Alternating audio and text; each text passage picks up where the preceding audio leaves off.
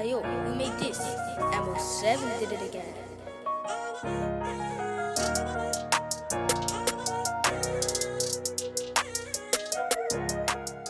Welcome to another episode of Big Ego Media. Got another special guest come. We're getting a lot of Birmingham people now, so I'm feeling a lot from Birmingham now. Gang, you're like the fifth Birmingham person we've got now. So go by the name of Theo Johnson. How are you today, bro? I'm good, man. I'm good. Is that what you like, Theo Johnson? So basically, I've made my transition recently as I'm getting older. So obviously, a lot of people know me as T1, or T1 official on Instagram and all of that. But now I've changed my name back to my original name, which is Theo Johnson, because I feel like you know what I mean? I feel like I need to be called Theo now. And I've seen it happen with quite a few people lately who had some kind of nicknames and sort of changed it to their real names. Yeah. Why do you think that is? To be honest, when I was coming up, obviously everything happened fast on Instagram. So when that Instagram blew up, it was this, I didn't take my Instagram name serious. So then when I'm getting stopped on the street, everyone's like, yo, T1. It was all cool, but then it started to be, to me, it's like, it's a bit immature for where I'm at mentally. Yeah. So getting called T1, and then it gets to the point where I'm now introducing myself to professionals, industry professionals, as T1. Yeah. And they're calling me T, and then I'm like, my name's Theo, and Theo to me is a nice name as well. Yeah. And it sounds more, Theo Johnson sounds more professional. Yeah. And it's like, I've noticed people in the scene, like for example, Dave, and like there's other people who have just their actual name, what they use, and I feel like it works. So yeah, that's why I wanted to just, I mean, if you was just doing kind of the music, would you still stay as T1, or does the acting make it more? Because I say that because the other day, Ashley Waters, in Top Boy, everyone called him Ashley Waters, but I see him do an interview the other day about his music. He's like, yo, this is Ashley D. Yeah. And that made me think, raw, actually still use Ashley D when it comes to music. So is there a transition for when you're doing For me, music? because my music was always T1, and the things I've released musically are T1, I'd probably just keep it T1, not to confuse things. Yeah. But acting and presenting and hosting, Theo Johnson. Yeah. I mean, let's go back from the very beginning though. So let us know where you're from, where you grew up. So obviously, majority of my family are from Spanish Town, Jamaica, but I grew up in Birmingham, in Handsworth. Yeah. And obviously, for those that know, it's like the highest gun capital for years. And yeah, it's the hood. So yeah, I grew up in the hood basically, and surrounding myself with family basically. Did you go with both your parents, or was it just mom, dad? So yeah, both my parents. And I'd say this, I feel like this is to anyone who's a father right now, or has children that they don't see, or there's a woman there who's not really letting them see their child. Or trust me, just do whatever you can to see your child, because there's a little story what really rung home about my dad. Like obviously I used to be wild when I was young, and we would go bare different places and look gal and do whatever and be getting up to madnesses, but sometimes we'd get stranded. So it'd be like the buses would start running at 12 and we'd be out somewhere far. Yeah. My dad's got work at 6 a.m. Obviously my dad and mum weren't together, but they both were in my life, yeah? So from I'd call him at like 2 a.m, wake him up, and I'd be like, oh dad, I need a lift, I'm here. And he would just come and get me, you get me? These are like young days, I'm like 12, 11. He would come and get me, and I'd be with like 4 of my bedrooms. And it happened, like sometimes it could happen 2 times in a week, you get me? Because I was just wild. But he would always come and get me, you get me? And then drop everyone home, and then drop me home. And then on the way, when he's dropping me home, one of the times he was like, so where's everyone else's dad? Like, why is it always me? And I was like, they don't have dads? Dad, you get me? Like, they don't. And it was like raw, like they don't have what I have, do you know what I mean? It's an actual blessing, and I feel like having a father figure there, there was still, don't get me wrong, everyone's their own person, and there was still naughty things that I was kind of doing, but in the back of my mind was always a bigger fear, or a bigger, I can't get caught because dad's, or I don't want to be in trouble because that, or I'm not going to do that because my dad, do you get what I'm saying? So I'd say this, people don't understand how important it is having a father figure around. And the more older I got, the more and more I had respect for that man. Because obviously I love my mum. My mum's great, and she does what a mum's supposed to do, you get me?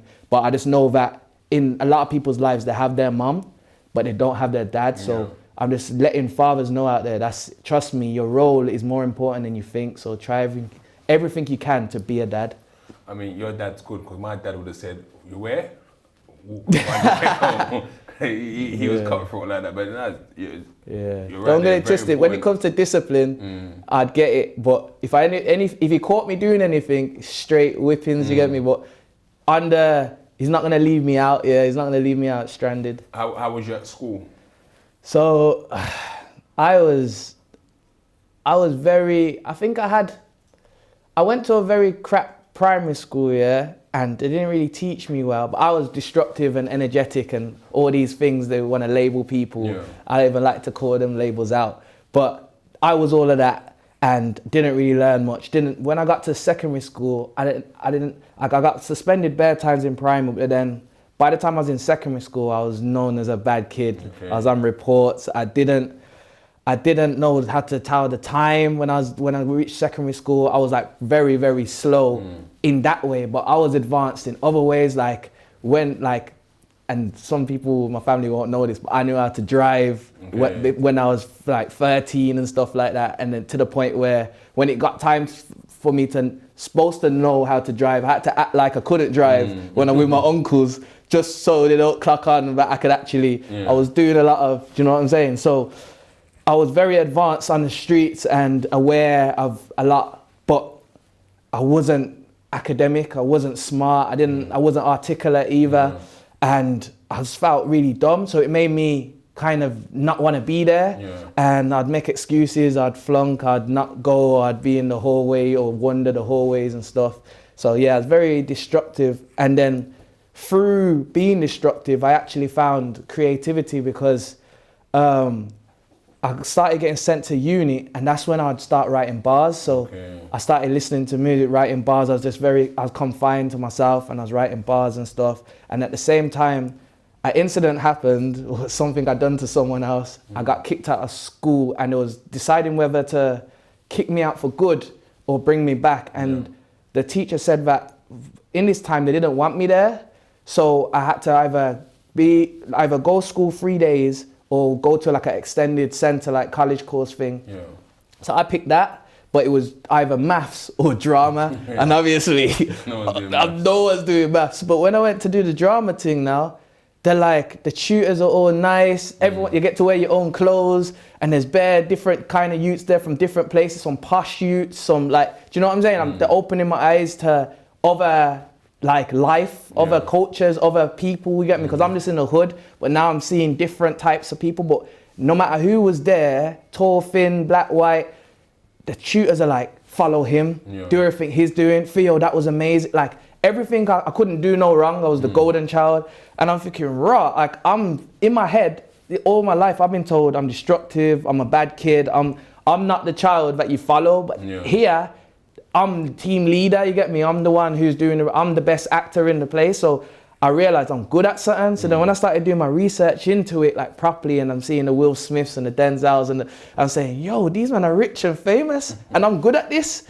So that means I can end up there. So I was like, all right, say no more. So I kind of took it seriously, you get me? And I enjoyed going there. And it was like, school now was a chore. And then the 2 days where I got to do drama, I found my feet. And at the same time in school, I like, my cares changed. I used to like to play, fight, and be boisterous and all that. Now I was writing bars and thinking about acting, and it just, I got less and less like destructive. Angry. I was less angry, I was less destructive, I was less feeling like I need to be like everybody else, you get me? And I just went my own way, basically. So in terms of, you said you was writing sort of bars, what was you doing at the time? Was it grime? Yeah, it was grime, 100%. Like, everyone started with grime. Like, yeah, Skepta and the Skepta and Devilman clash, and then on my phone there was like KB and Mayhem, NODV, or there's Birmingham artists like Chemo, Mally Man, all of them was like, people was clashing, Stardom, all of them was like, when I was growing up in school, obviously Bluetooth era, and all of them, like every artist at that time, it was popping. There wasn't no YouTube or nothing, like they would be on your phone, you get me? Everyone would be sending it out or infrareding it, you get me? So that's what I learned. And then Fire Done as well. There was an artist called Fire Done. So we would all listen to them in school and then we would all rap ourselves, you get me? But I was the best rapper in my school, I'm in my year anyway. And I started to get a little name for that. Because then it was like, I was that guy, and then I started going to one of my cousins who engineered, and I started recording my own tracks, you get me? And that, when the name T1 came about? Yeah, so T1 is because I've always been blunt and honest, and even now sometimes I'm a bit blunt in texts, which is not great, but I've just always been honest. But when I was younger, I never had no filter. So it was like, they used to say True One, you know, school, you have them wet names. It was True One, but True One sounded wet to me, so I said, just call me T1, and so T1 actually standed for True One, because I was just mad honest. Like, I'd tell someone they clapped if they clapped. Like, it might not always be great, but it's true. Do you know what I mean? And yeah, that's where the name came from. So then I use that for music. Do you remember your first bars that you were in? You still got any of your old notepads? Yeah, I remember my first bars, but they're all a different person than they're not what I'd want to quote. So I mean, Birmingham is kind of similar to London. I mean, sometimes people in London think that it's only London that exists, but there's so many hoods and ghettos across the UK 100%. And across the world. And Birmingham is just as dangerous as London. 100%. How did you kind of manage to keep yourself from that, or embedded in the real gang culture of things? Because you can be in the peripheral where you know what's going on and people kind of know you, but you're not involved in the postcode stuff. So, you see, it's like, it's difficult because, with Birmingham, literally everything's 15 minutes away.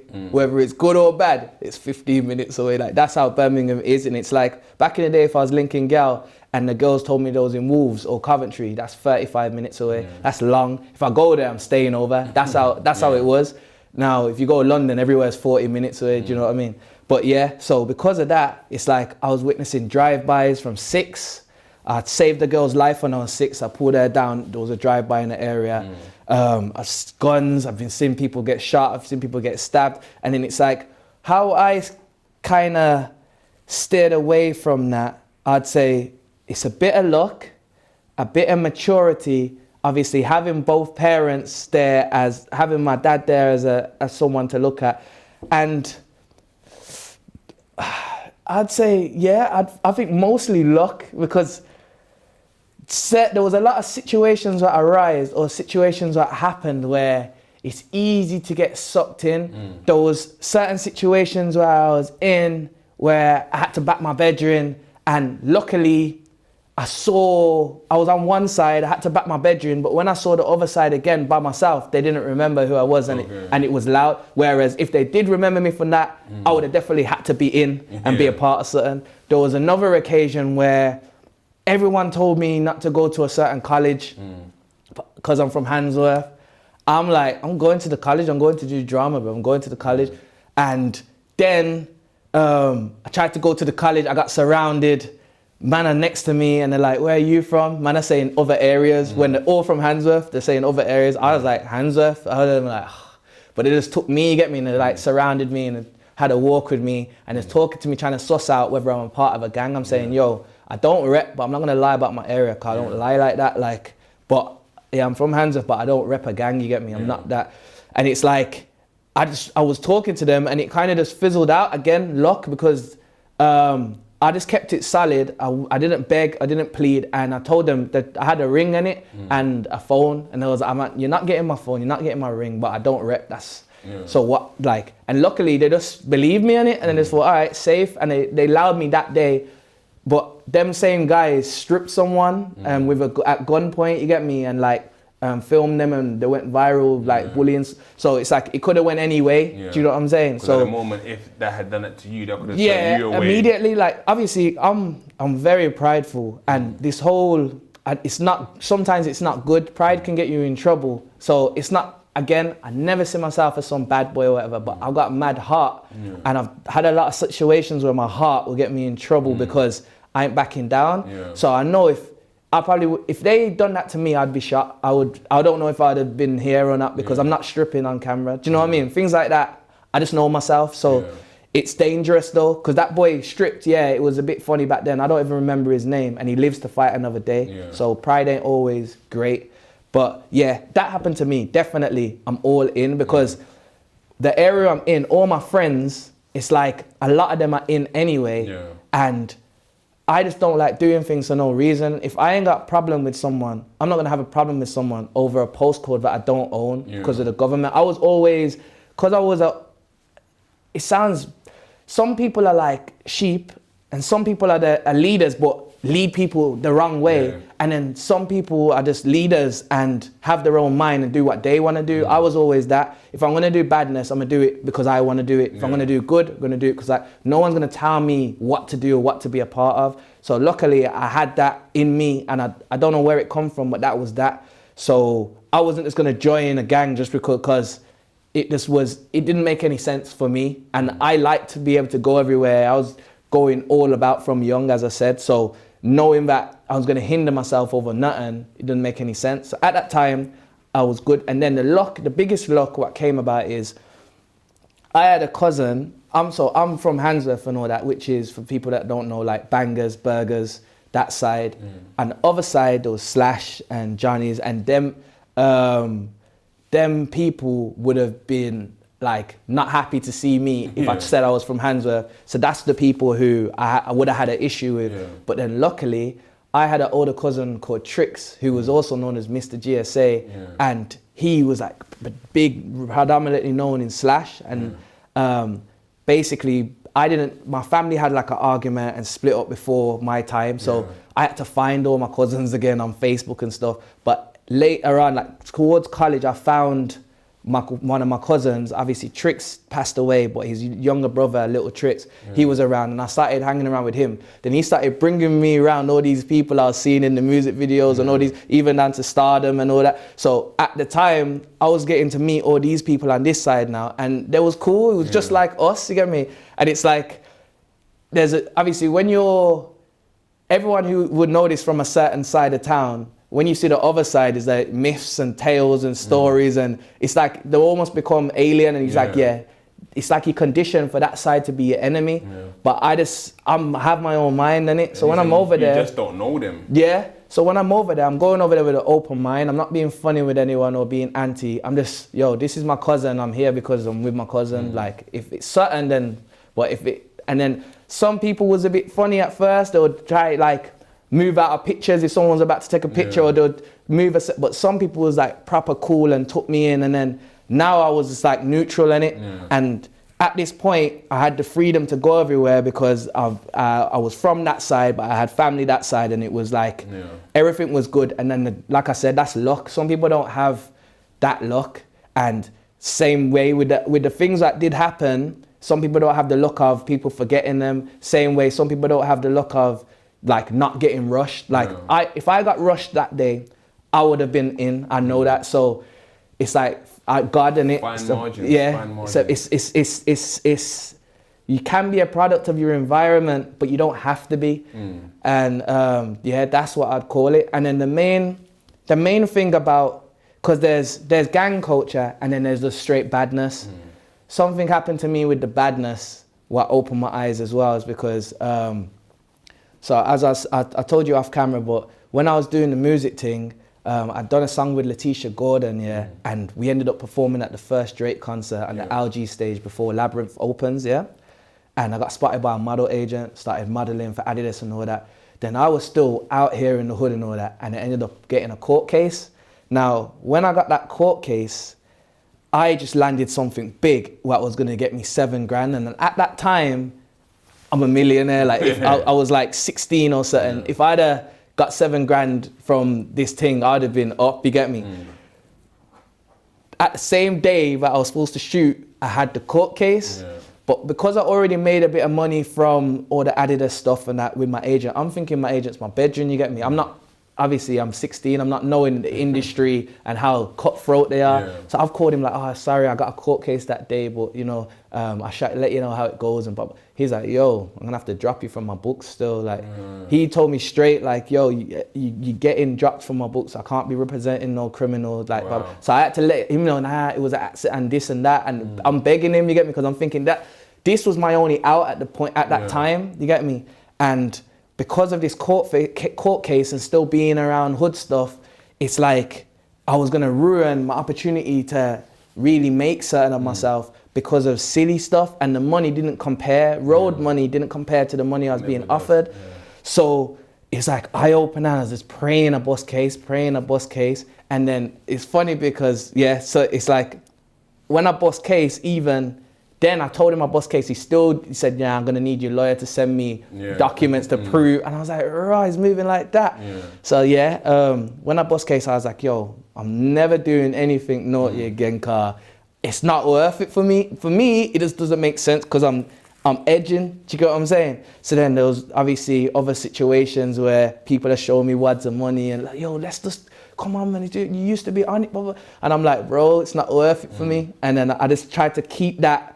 And sometimes I was broke and I thought, I was around some people that could make good money. You get me? I just thought, think about your mom, think about your dad, and think about the opportunities what you'll miss. I mean, talk us through that though, like Drake's first ever kind of show, and you, how did that even come about that you opened up for him? So I started doing music in school, started getting a little name, and then there's not many people doing stuff. So there would be talent shows. There was a woman called Rena Sparks, shout out Rena Sparks every time. She ran like a talent show where Lady Leisha would perform and Daps and the Map would perform and all these other artists coming up in Brum would perform. And I would just go there and perform. And she actually helped mold my music to be more feasible and commercial and even get them opportunities, because I went to her and it was straight like grease, grime, swearing, killing, whatever.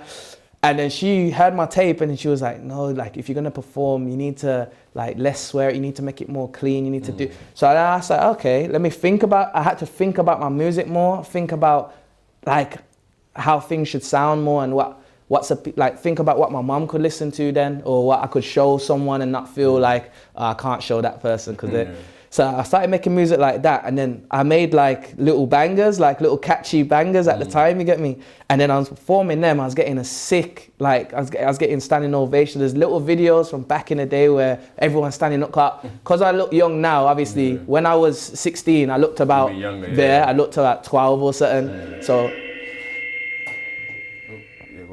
so everyone was like, super gassed when I walked on the stage, and I had actual bars like metaphors and similes. I used to listen to Lil Wayne every day, you get me? Lil Wayne was my guy at that time, so I rapped like him, you get me? All little smart bars, and it was like, it's mad because I don't know how I could think of things like that, but I wasn't really academic at the time. So I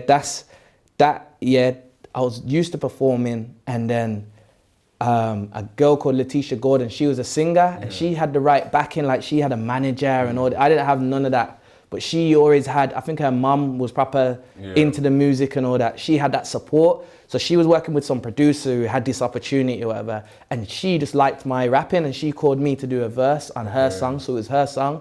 But when I done that verse, obviously the song was a slapper, and then we performed it. When we performed it, that's when I got spotted by the model agent. So I was just, And with that led to the concert? So that song, what I'd done the song with, that song she got picked to go. Oh, she got picked to, and you had to I was just on a verse, you get me? But true say I was with her, that's when I got the bus. Did you get to meet him at the time as well? Nah, see, I was so pissed, cause I still ain't met Drake, And obviously, it's Lil Wayne and then Drake and they're my artists, but it's like, what happened was when he done his, basically, we done our thing, then Labyrinth opened, and then Drake would go on, and we got in VIP, you get me? So we was waiting for him in VIP, and there was a supermodel in there, I can't remember her name, something Danielle, and I gave her my CD as guest. There was bare famous people in his VIP, footballers and that, but I just cared about Drake, I didn't care about no one there really, and he had a headache or something, so he didn't come VIP. I was pissed. But it was still a sick opportunity, obviously. It was like, that was like early Instagram days. So like my first, if you scroll all the way down, it's like my first post is like the picture of Take Kit, like the arena and that.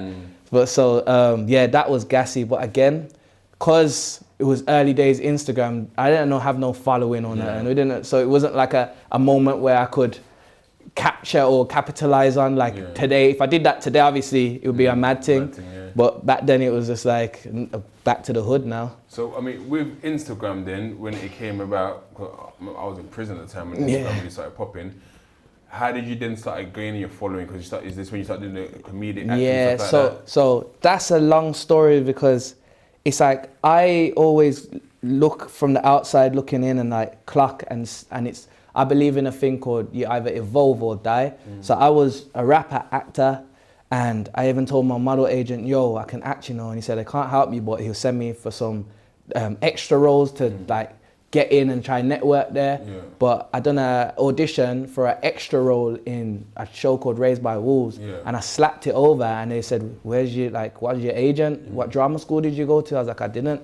They was like, this is really good. They was like, here, can you read this script and come back tomorrow? And I was like, I was confused. I thought, all right, cool. I thought it was still for the extra role. So I come back and I done the thing again. They was like, yeah, we need to give you a role and that. They called me up and it was like, yeah, we want you basically for one of the main roles. So then I got one of the main boys in a show called Raised by Wolves, and that was like my first big. I was on Channel 4. I was one of the youngest people in Brum to be on TV, get me? And this was how was that for your fame locally? Yeah, so this was mad because this was before Miss, before JK, before, like I was literally, it was like, I'd say Mr. Birmingham. Lady Leisha's name was bubbling and then bam, I was on Channel 4. That's what it was like. Not many people was doing a lot at that time, you get me?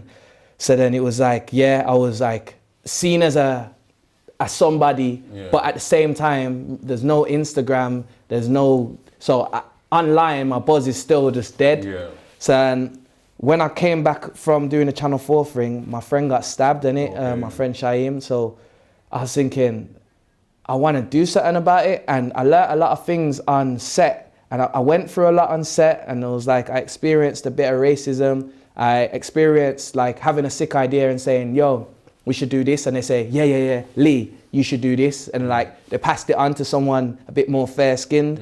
So I thought, okay, this means I can do something.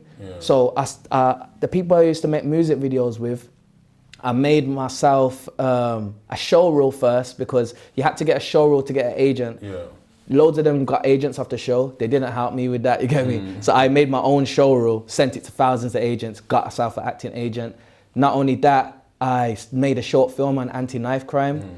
That made the news, you get me? But I had anxiety on releasing it to YouTube or whatever because I knew I wasn't gonna get the views. I didn't wanna stomp it because I looked bigger than YouTube. Whereas if I put it out and I didn't get views, then I'd look smaller again. So then I thought, all right, I need to build up this social media so I can get views on my music and views on my films. And at the time, there was a geezer called Roadman All Day, and he was doing like comedy sketches. And he had like 20K followers. And then I'd walk out on road, I'd get stopped by police, take pictures and traffic wardens and old white people. But my culture didn't give a damn about Raised by Wolves on Channel 4. But he was getting stopped by everyone, little fans and all that. So I realized, yeah, this is the new wave. I need to build my following here. So I started writing sketches as well, collabed with him, we came up, started going to networking events. And then I saw I'm Just Bait. And I owe literally a lot to I'm Just Bait because when someone took one of my memes and put I'm Just Bait's face and he shouted it out. So I was pissed. I messaged him, he blanked me. Obviously didn't see it. When I saw it, I went to a Wall of Comedy event. I saw him like, yo, that's my post, you know, blah, blah, blah. And he was like, my bad, bro. And he said, anytime you need, just let me know, I'll shout you out. You see that?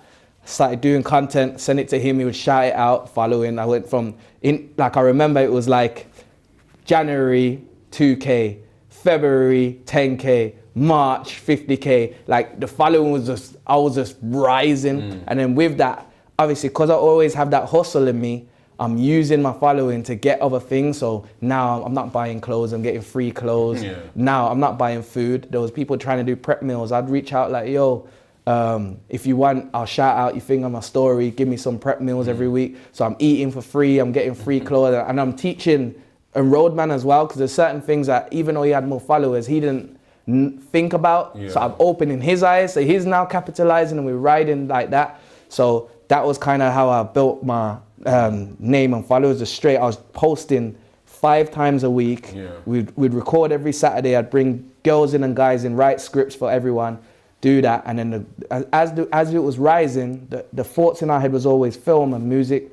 So we released a film called Friend Zone. It's on MYM, got 1 million views. Cause I'm from Brum, he's from Brum, and it was a Brum film. even though it got 1 million views, it's like it got slept on. No one cared. When Cheryl's story was hitting mills, it was a big I got a mill on my short film. No one cared. You think this is that London bias? Yeah, 100%. It's like Americans have that American bias, and they treated London like crap. So then when London got on, it's like it's their turn, and it's London now. And then Birmingham, your accent's funny and all that. They're pushing that agenda. You get me? But it's like I don't like to use excuses for anything. I just keep going in it. And I believe there's a lot of youth of today that have a lot of excuses, and we'll get into that, but yeah, just don't use anything as an excuse. I didn't think, I got an accent or I got this. I just keep going, you get me? They didn't give me an agent on Channel 4. I just kept going. So yeah, so I released the film, 1 million views. I was still happy. Do you get what I'm saying? And then in my mind, it's just, again, what do I need to do then to capture the culture? So then my next film I wrote, I just made it more London. I put London actors in it, merged with Birmingham actors to show that London and Birmingham can coexist without Birmingham have to change their accent. Because it's not America, fam. A lot of people be like, yo, you can't be in this, because you got a bro. Like, bro, if it was America, I'd understand. But I know bare man from London who live in Brum. I know bare man from Brum who live in London. So it's a multicultural place. I mean, how did you even get into script writing? Because it's like you got into acting just kind of by luck kind of thing. So now you've written a script that's got you to, is it through doing the little skits that you was doing, and that what made you decide to write a whole film? So obviously when you do like drama in college and all that, you kind of get a little inkling, like they don't fully teach you, but they touch on it. So then I learned then, and obviously I just disregarded it because I didn't need it. Then when I come off my show, I thought I want to make a film. So my scripts at that time was, I'd text in my phone. It wasn't no proper professional. I text the story or text the lines to each actor. It was just a rough thing, but it came out good. But then when I got a bit bigger, I realized like, yo, I need to, like even the sketches, I'll text, it was all text. My first 2 films, the one that got 1 million views was off my phone, text. But when I wrote Just One Drop now, which went on Nines' channel, Nines bought it off me to put on his channel. With that, it's like I'm bigger now, I'm T1 now, I've worked with Nike, I've done brands, I'm more clued up and more in the industry. And I taught myself how to write professional scripts because I knew this is the angle.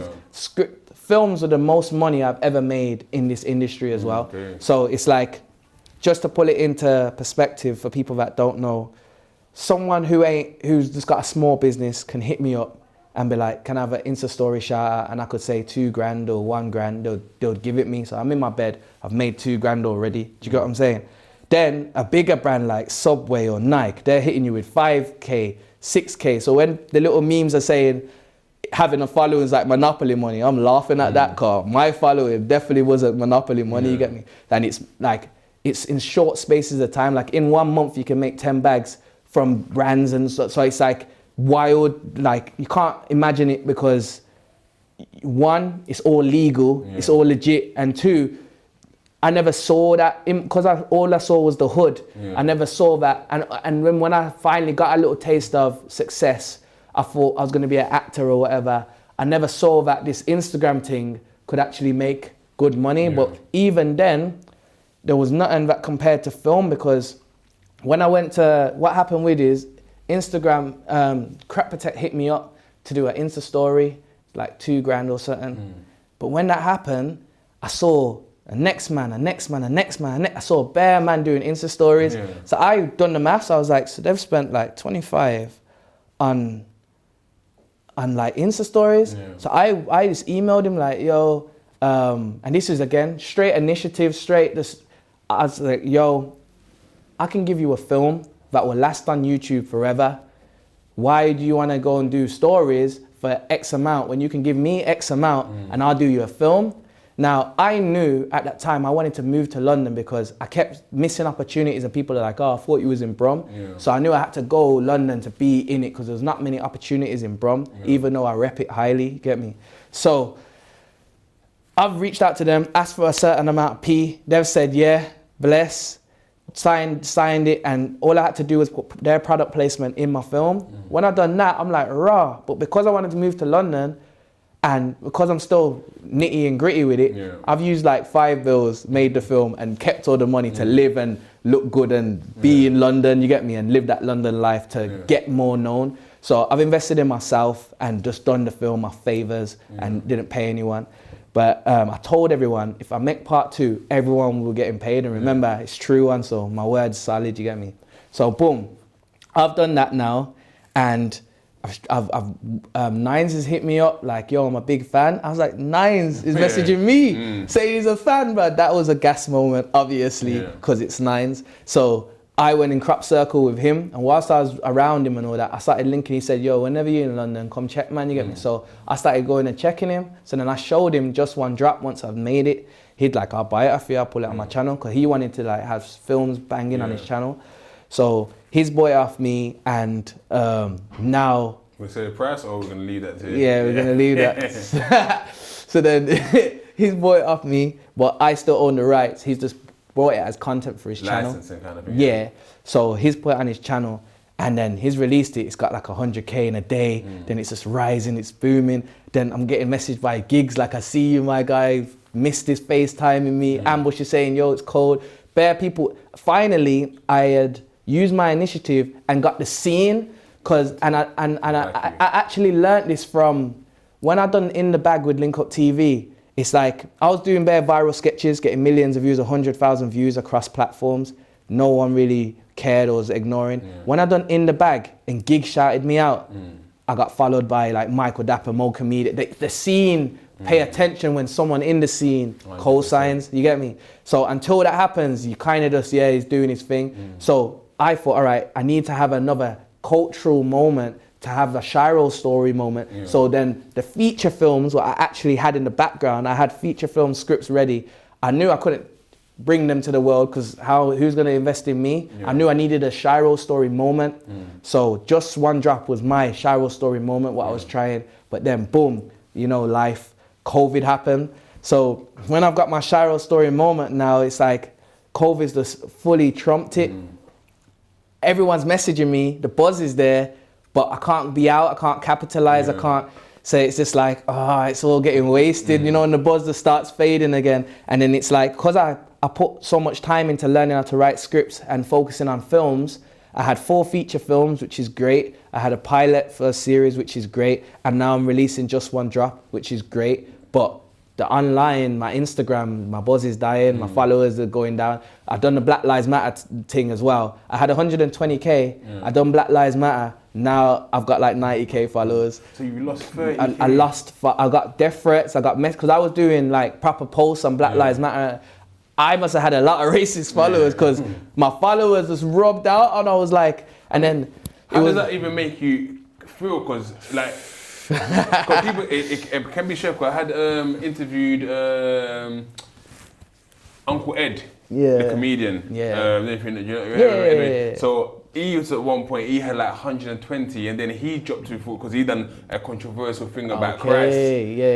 I saw that. But it's like, how do you deal with that when you got all this following? Because as much as people say it's only followers, but your following is kind of a commodity. When you drop all that, how does that make you kind of feel? It's not nice. It's not nice at all. There's anxiety of hosting is real, and it's like, remember, so at this point, I don't have no 9 to 5, and I don't have no bad hustle.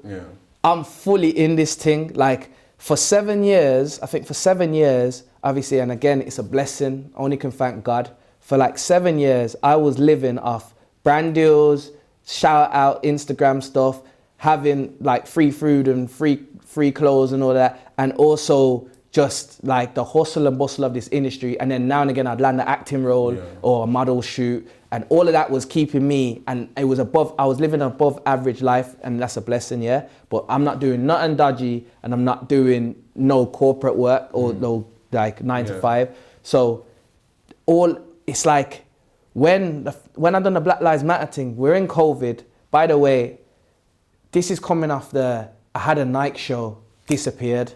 They just, because of COVID. Dorito was offering 17 bags to do a TikTok thing with me. I didn't even have a big following on TikTok. I was confused, but I'm not complaining. Yeah.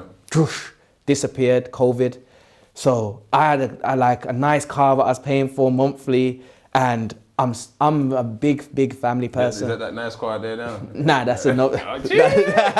That's another nice car. This ain't my first nice car, you know what I'm saying? But yeah, so I was paying for stuff, and I'm a big family person. So if my mum needs, if my sisters need, if my niece, my nephew needs, I'm who they call. You get me? Bar my dad. So we're like the providers. Me and my dad are like providers for I've got a big family, and it's not many people in my family in the positions we put ourselves in. Yeah. So it's like I always have that weight on my shoulder. It's like I don't have kids yet, but I feel like I have kids, even to certain people who are older than me, because it's how I love and it's how I give, you get me?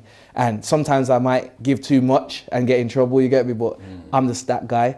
So I've got all this pressure of still saying yes to everyone, even though I'm seeing my money and my following and my buzz going, and I never had no team, I never had no backing, all this thing, all through, I'm begging for a team, I'm begging for a backing, I'm trying to be over there or be over there. I'm seeing the Wall of Comedy lot, I'm seeing iCity, I'm seeing all these little different cliques and teams, but I can't fit in anywhere because I'm from Brum and I'm me, you get me? You've done it on your own to be as well. But even though it's a good thing, when stuff hits the fan, I see other people being pushed, or someone can lift you up. Like, it's obviously Nines is Nines, but if Nines did fall, he'd have scraps to do a tune. Do you know what I mean? Yeah. They would always have someone. I didn't feel like I had someone who had me. Yeah.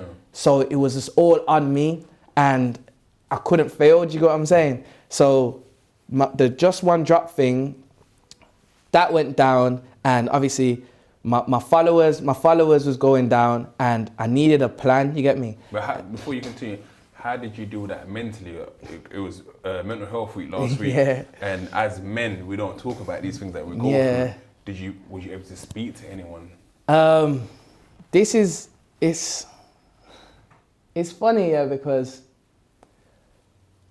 I'm very unique in a sense of I don't smoke, I don't drink, so I don't drink alcohol, I don't smoke, and anything that's happened, I've lost a lot of family. As I said, I'm a family man, but families died to cancer, families died in car crashes, been murdered, loads of things have happened to my family growing up from young, and that's probably why I was angry when I was younger. Yeah. But because of that, I've dealt with all my pain sober. So I constantly deal with my pain sober, and it's built a resistance in me. And at the same time, you get that hood numbness. Like when you see people get stabbed to death in front of you, shot to death in front of you, it's like there's scenarios where I'm talking about it blasé and someone's looking at me like I'm an alien, but it's just because I'm numb to all of that. It's just normal to me, even though it's not great. So when all this lockdown stuff was happening, it didn't really bother me. I was in my yard, I thought, all right, cool. I always used to say, if the gram fails, I got acting. What stressed me out was I couldn't do the gram and I couldn't act. But I don't follow rules, so if I needed to go somewhere, I'm going. If I needed to do something, I'm doing. So then I taught myself, I was honing my writing skills, so I was writing more scripts. And once my scripts finished, everyone was going to Dubai, I just went to Dubai. So done my thing, went to Dubai, and then I was living my best life through COVID like everyone else. And then I always knew when I get back, I'm coming back, because I don't, like, some people fall off, and I'll fall off and fall on, you get me? So I was like, I'm gonna have my fun, be out here, live my best life. I'm on yachts with H and yachts with Hedy and doing whatever. Boom, as soon as I got back, it's go time. So we got back, it was like January or something, COVID's kind of loosening up and that. And then I got an offer. Now, this is a Mazzoline, because at the time, I'm still okay, but I'm low. I'm low to where I was. All my money's kind of drying up. And I got an offer like, yo, this label come, I'm not gonna say the label's name, but a label come to me and said, yo, if like we really liked what you did with Just One Drop, we want a Just One Drop 2, and have you got the script there? Me, because I know I can get it done, I said I can get it done this week. I didn't have no script, no idea, but I said, yeah, I can get that done. I can get that done. That's to be done, So I was like, so what are you saying? They told me they want to come out as a label. They want to attract all the artists. They want content. They said they want me to be a content writer. They want me to do the part 2 and push it through them and have product placement of their thing in it and do a soundtrack besides the film with artists through their label. I'm like, yeah, cool. So what we saying? They said they want to tie me in 2 years to write for them. So they're going to give me 100 bags to write for them and then 50K to make the film. I'm gassed, jumping around my room thinking, yes, I'm back. All right, cool. I can breathe again. You get me? So bam, I've done me. I'm no stranger to hard work. I was in a film with Peter Andre and his son, you get me? I made a little relationship there. Hit up Peter Andre, can I have your son for this film? Yeah. Hit up Big Tobes, can he be in this film? Yeah. Iverian Dow, all these, like, any link I had, any favor I've gave, anything I've done, right. I'm trying to reach out. I've formed a deck with bare bad boy names, bare people confirmed to act, top boy actors, blue story actors. I'm ready, you get me? Boom. When I've done this now, they're like, yeah, sick. I sent them the script, what do you think? Yeah, sick, ready to go. On March the 4th, I'll never forget this date. I was like, on March the 4th, they're gonna give me this money, you get me? This year? No, so last year, so there's like, on March the 4th, they're gonna give me this money. I'm so like, cool. At March the 3rd, you're in the midnight waiting? No, so March the 1st came, and they've called me like I could feel a vibe, could feel things as a bit, they've called me, I'm like, you alright, you good? Like, everything blessed? They're like, everything's blessed and everything's great. March the 4th on its way, and we've been speaking to the lawyers back and forth, and it's all a go, but I'm gonna need all the rights and all the royalties. So I'm like, what? Like, none of that was said. That wasn't like, and I'm thinking, because if Rapman gave all of his rights and royalties, maybe we wouldn't have Blue Story, you get me? So I'm like, I can't do that. And at the time as well, you know what God does and the universe does. I'm just seeing Charlemagne podcasts and all of that where artists are saying, don't give up your rights, don't give up your royalties. But at the time, it's COVID, I'm getting low, I want to provide, and 100 grand is still 100 grand, you get me? So I've had that to think about, and also 50K for the content. It was going to be way better than the one I did before, because I only used like £500. So I'm in this position, and I've had a deep, long think about it. But again, I'm my own person. I'm stubborn. I said, can we negotiate? They said, no. I said, cool. We'll go our separate ways then. So we went our separate ways, and at the time I got a girlfriend in it, and she would I became obsessed because when I have something in my head, it's long. So every day, she's going work and coming back, I'm having 10 phone calls a day. I know that everyone who manages to watch this, or I'd probably hit them up. I was hitting up drug dealers, I was hitting up rappers who look like they got money. I was hitting up industry people, labels. I was hitting up everyone who I think could possibly invest, because I had to get this film done just to show them and show myself I don't need anybody. I've never needed anybody. And also I knew I want to keep my word and pay everyone in the film. And that's what I'm saying. I can say this openly because everyone who did do this film, they got paid. Okay. So I've reached out to certain brands. I've hit up Crep Protect. Crep Protect said, all right, cool. We'll see, but we've already spent a lot on the marketing budget, so we can only give you 5. So then, do you know what I'm saying? So I'm hitting up brands. I'm getting 5 here, 5 there. And then I went into this shop called Eat of Eden. So it's a vegan shop. And I got mobbed by fans, luckily. The fans was there gassing me. I'm taking pictures. The owner's come out, he's spotted me. He's like, he didn't know who I was. He's an older lad, but he's a proper real guy, you get me? And he asked me what I do, and then me and him got to talking, and I was like, yo, there's not a vegan shop in Brum, you know? We should open one in Brum. So I was talking to him about that, you get me? Because I'm always on any, my brain's just, I can work out anything and make an idea out of anything, you get me, and make it work. And I felt like I really like this food. I'm not vegan, but the food bangs. If you go to Eat of Eden and try it, trust me, the food bangs. It's like yard food, but it's mad. So anyway, we had an idea of opening one, so we exchanged numbers. I was gonna reach out and look for locations, so we're gonna do that. But whilst we're working out that, he's asked me what I'm on. So I've told him yo, I'm what's it called? I'm trying to do this film, but I need X amount of money. He's like, I'll give you that. So I was like, raw. So I was like, okay. So after all this, so by the way, in March, that's when it happened. March, April, May, June, and July, end of July, this has happened. So from March to July, I'm on the phones. I'm not focusing on the gram, so my buzz is, everyone's like, where's T1 guy? Yeah. He's not on it no more, he's fell off. But really, behind the scenes, I'm trying to do something major, because I realize Instagram's dying, it's a TikTok thing, but these films are ripe, you get me? Yeah. If I can get this right, I'll be back again. So I'm doing this. And by the way, my script writing prowess got so good that I'm charging 15 bags. So now I'm getting up again money-wise, because people are having to pay me 15 bags if they want a script. And then anyone who kind of looks, again, like they got money, I'm even pitching that, like, yo, I can write you a script. Just give me 15 bags. It'll be done in 2 months. So I'm getting more money off of script writing than I've made off all this Instagram stuff in one go, you get me? So I'm doing that hustle whilst hustling to get this film made.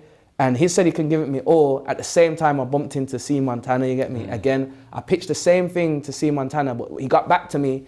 But by the time he got back to me and said he's on it, Andrew from Eat of Eden said he's on it. Yeah. So instead of picking one or picking the other, Combined it. because of what happened to me last time, I said, let me lessen the risk for you lot. You give me half and you give me half. And then at this point, raised half myself from brand deals. So I said, now I'm bringing something to the table as well. So we're all bringing 3 bags. We're all bringing his bag and my bag. Yeah. We pull it together, and like we had a lot of money there, you get me, to make this film. So I paid myself, and then I put like all the rest of the money into the production. So out of all the money we had, I only paid myself 10 grand, and I put all the rest of the money into production, because this time I wanted this to be my Shiro's story moment, and I made sure everyone got paid. I made sure I paid the production. I hired out a prison, filmed in the prison for them scenes. I hired out Airbnbs for cast and crew. I done it all professional and proper, you get me? And cabs, all of that. You get what I'm saying? I was trying to do it how I was treated when I was on Channel 4, when I was in certain films and stuff. So yeah, I got that done. Now that's in final stages of editing. I've had a lot of headache and ups and downs with that. I'm not gonna go into it. I just know that it's coming and it's sick. I mean, what is it about? So Just One Drop. This is just 2 drops. Okay. So it's part 2 of Just One Drop. So if you haven't watched Just One Drop, it's on Nines' channel or it's on Amazon Prime, you get me? Did Nines want to get involved as you had the first So one? remember, obviously Nines was on holiday, you get me? So he couldn't really, but obviously when I could, I spoke to him back and forth, but at the time it couldn't work. So I just had to, I just crack on.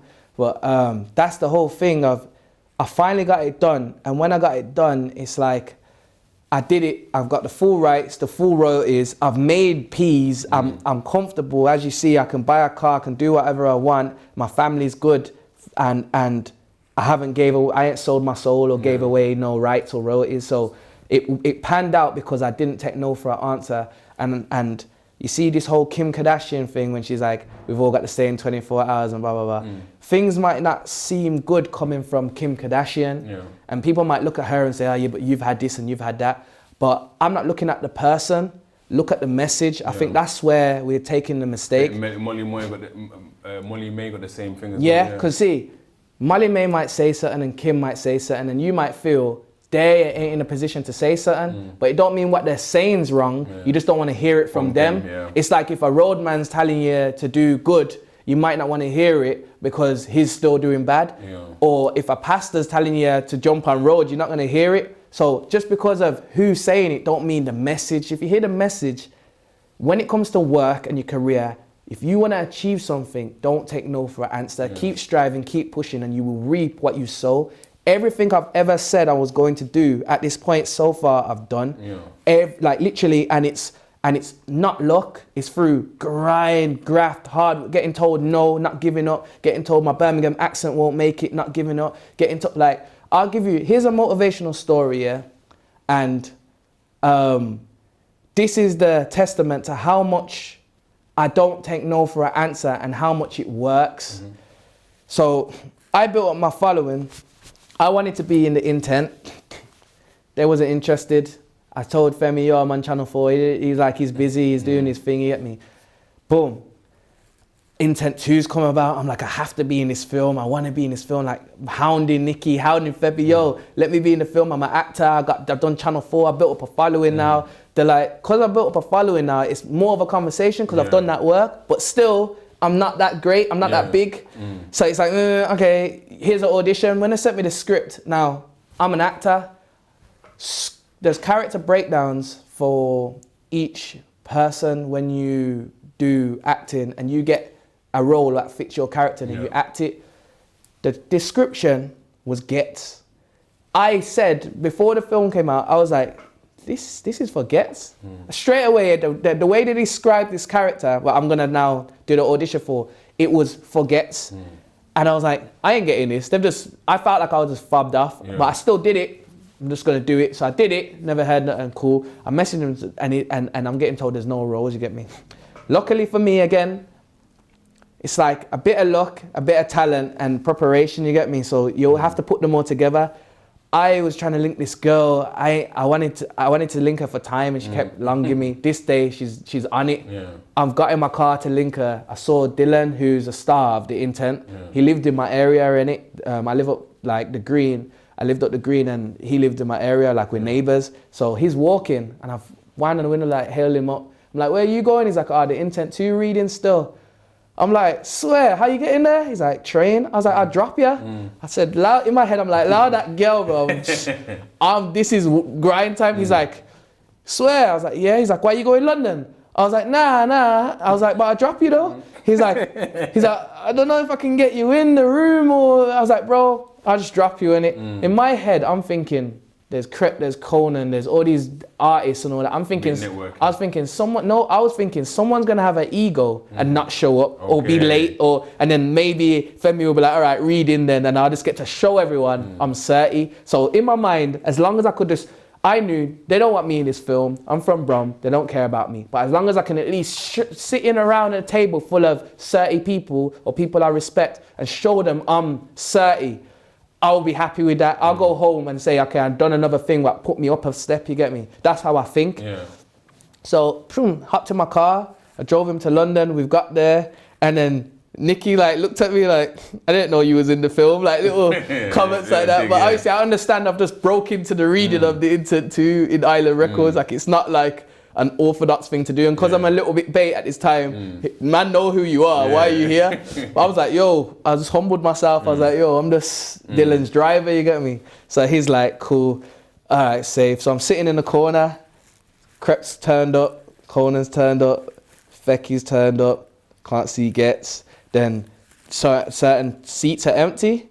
Femi's looked at me, Femi's gone, you might as well read in. Thinking, yes. I was like, oh yeah, cool. So I've gone now to reading and I'm doing two characters. I'm doing like an old Jamaican man and a young, and then I'm slapping it on purpose. And because it's a reading and no one else has got anything to prove as well. So everyone's just reading it, but I'm giving it like I'm on stage, you get me? Fecky stopped it like, yo, who are you? What's your name and that? I'm like, I'm T1 and that. He's like, yo, you're cold. He's like, Femi, is he in this film? And Femi and I'm like, nah. He's like, oh, safe. Carried on. Cold and stopped it like, nah, you are taking the piss. You're sick. You're cold. Then, boom, I just carried on. Fecky stopped it again like, nah, this geezer is mad. And like, Ashley Chin was there, Fecky, Crept, Conan, all of them was around. And Femi and Nikki are just looking at me, you get me? Then Ashley Chin, yeah, and shout out Ashley Chin every time, I'll never forget this. We're all reading, Ashley Chin stopped it and goes, yo, what's your name? I goes, T1. He goes, T1, you're in the film. That's what he said to me.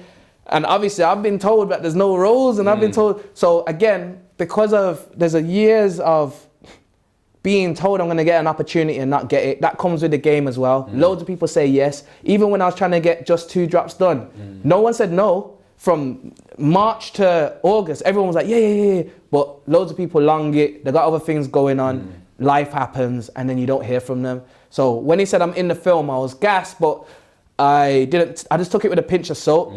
But then at the end of the reading, they was all taking a picture. So I stood out the picture, you get me? And Nikki was like, yo, come. And I was like, you sure? He's like, yes. I was like, all right. But I didn't want to be in the picture and not in the film like a dickhead, you get me? So I was like, I just took the picture and then he said, sign the book. And I'm looking at him like, I hope this ain't a trick, you know? So I signed the book and then, someone from their team messaged me saying I landed the role of Jason. Sick. That's just a testament to say, like, now I'm on Netflix. I can say to people, yeah, I'm on Netflix, you get me? And no matter how small the role, if I didn't drive to that meeting, if I didn't give my all, if I took no for an answer, I wouldn't be on Netflix right now. I mean, what people are gonna ask is, what happened to that girl? Did you holler back? Did you? Nah, man, that fizzled out. Still, I'm not gonna lie, I didn't get to capitalize on that. When is this film out? Because now everyone's heard this, everyone's gonna wanna watch it. When is it out? So, when is it dropping? like I said, it's in the final stages of editing right now. So it's either gonna be end of June or the start of July, because we're sorting out the rollout right now. So is it a cinema thing? Is it Netflix thing? So it's my short film. I'm trying to have a Shiro story, so it will go on a platform on YouTube. I'm not gonna say what one yet because we're working out what makes the most sense. Yeah. But we're gonna do a big rollout, marketing, all of that, and then we're gonna drop that, and it's gonna be a shutdown. Everyone's in the film who's 30.